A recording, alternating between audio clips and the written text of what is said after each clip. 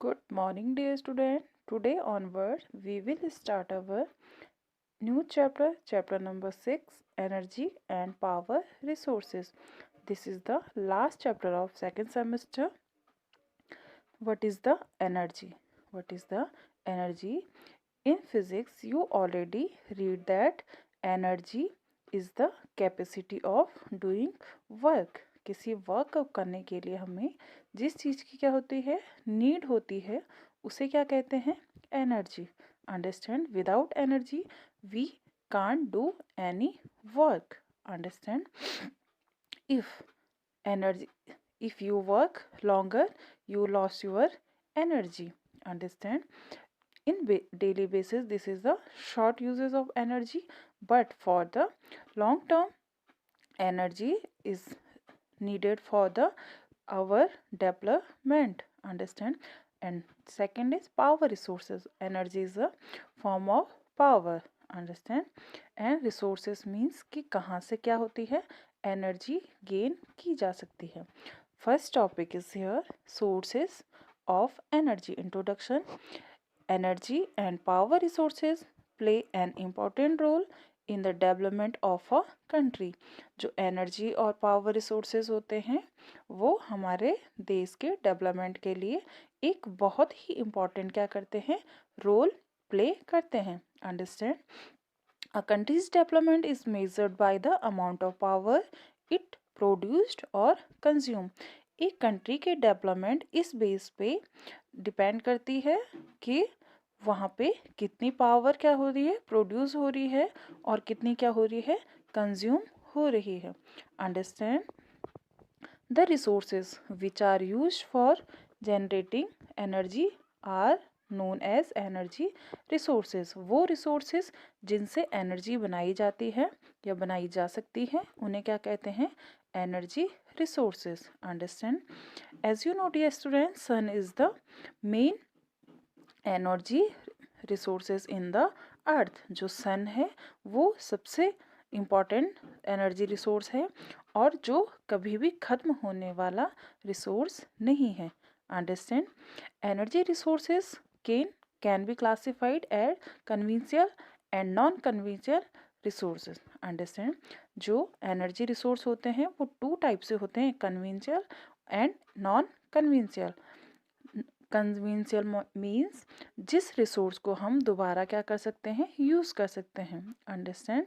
और non conventional resources जो एक बार यूज़ करने से क्या हो सकता है, ख़त्म हो सकता है.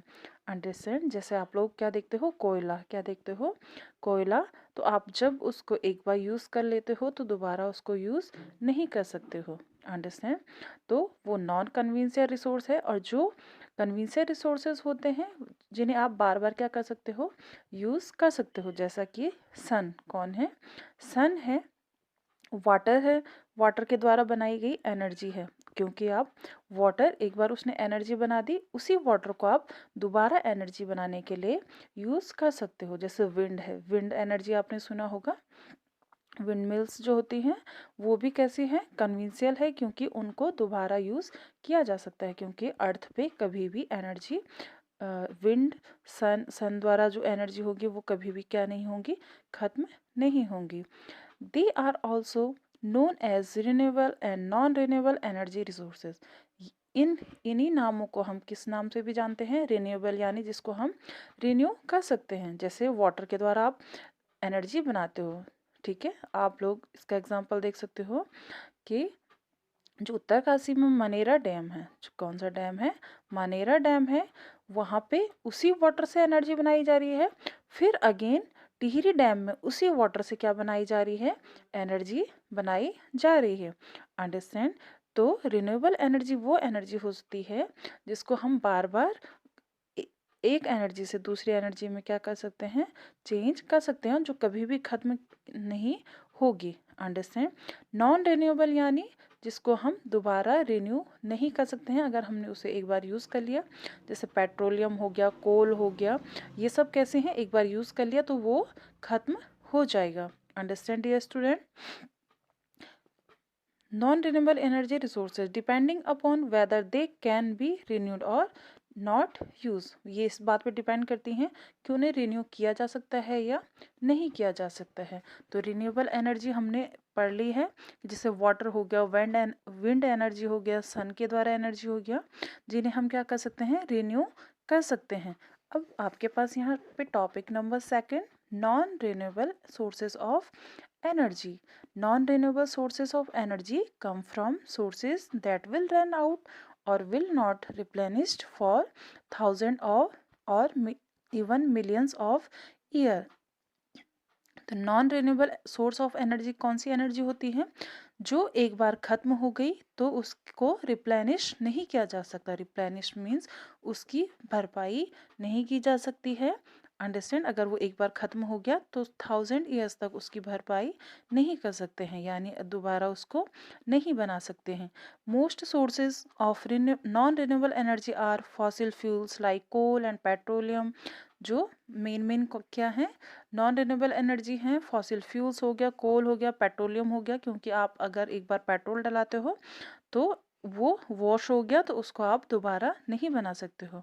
Fossil fuel were created as the remains of the marine creature decayed millions of the year. जो फॉसिल फ्यूल होते हैं वो किसके द्वारा बनाए जाते हैं, जो मरीन यानी समुद्र के किनारे जो क्रिएचर मरे हुए होते हैं उनके द्वारा फॉसिल फ्यूल बनाया जाता है under a huge amount of pressure and heat. Most fossil fuel are burned to the create energy and electricity. जो ज़्यादातर फॉसिल फ्यूल होते हैं वो क्या बनाते हैं, एनर्जी बनाते हैं।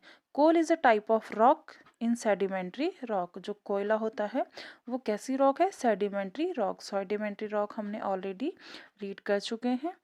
Except hydro electric power these sources are limited quantity. सिर्फ जो पानी है, क्या है, पानी के द्वारा जो क्या बनाई जाती है, पावर बनाई जाती है। इसके अलावा ये सारी क्या है, लिमिटेड क्वांटिटी, क्योंकि आपको पता है कि अर्थ पे पानी बहुत ज़्यादा है। तो हाइड्रो इलेक्ट्रिक पावर यानी पानी से हम बहुत सारी एनर्जी बना सकते हैं, लेकिन इसके अलावा यहाँ पे जितने भी ये non renewable sources of energy हैं वो सिर्फ क्या है, लिमिटेड क्वांटिटी में। अब जैसे कोयला हो गया, बहुत कम ही क्वांटिटी में कोयला यहाँ पे है। Understand, non renewable sources are harmful for the environment. जो नॉन रिन्यूएबल सोर्सेज होते हैं वो हमारे इन्वायरमेंट के लिए भी क्या होते हैं, खराब होते हैं। अंडरस्टैंड, क्यों खराब होते हैं, आपने देखा होगा कि जो गाड़ियाँ बनाई जाती हैं उनमें डीजल का यूज़ किया जाता है, क्योंकि आपको पता होगा जो पेट्रोल होता है वो डीजल से कंपेयर टू ज़्यादा क्या होता है, हार्मफुल। आजकल आप लोग देख रहे होंगे सीएनजी गैस, सीएनजी बेस्ड गाड़ियाँ बनाई जाती हैं। अंडरस्टैंड, तो वो क्यों बनाई जाती हैं, क्योंकि जो ये नॉन रिन्यूएबल सोर्सेज हैं जैसे पेट्रोल, कोयला, वो हमारे अर्थ के लिए, इन्वायरमेंट के लिए क्या है, harmful. When fossil fuels are heated they release carbon dioxide into the atmosphere. जो फॉसिल फ्यूल होते हैं वो जब क्या होते हैं, हीट यानी गर्म होते हैं, तो वो कार्बन डाइऑक्साइड CO2 गैस क्या करते हैं, रिलीज करते हैं। आपको पता है CO2 हमारे लिए क्या है, हार्मफुल। क्या है, harmful. Carbon dioxide is a gas that keeps the heat in earth atmosphere. Carbon dioxide वो गैस है जो अर्थ को क्या करती है, हीट करती है, गर्म करती है, जिसके कारण क्या होता है, ग्रीन हाउस इफेक्ट। क्या कहते हैं उसको क्या कहते हैं, ग्रीन हाउस इफेक्ट, जिसके कारण जो एटमॉस्फेयर है वो क्या हो रहा है, कंटिन्यूसली गर्म हो रहा है। Non renewable sources cause pollution when used, they are emit smoke and ash. जो नॉन रिन्यूएबल सोर्सेज हैं बच्चों वो क्या होते हैं, पॉल्यूशन क्रिएट करते हैं। Understand, this is the introduction of energy and non-renewable sources of energy. Hope you understand well. Thank you.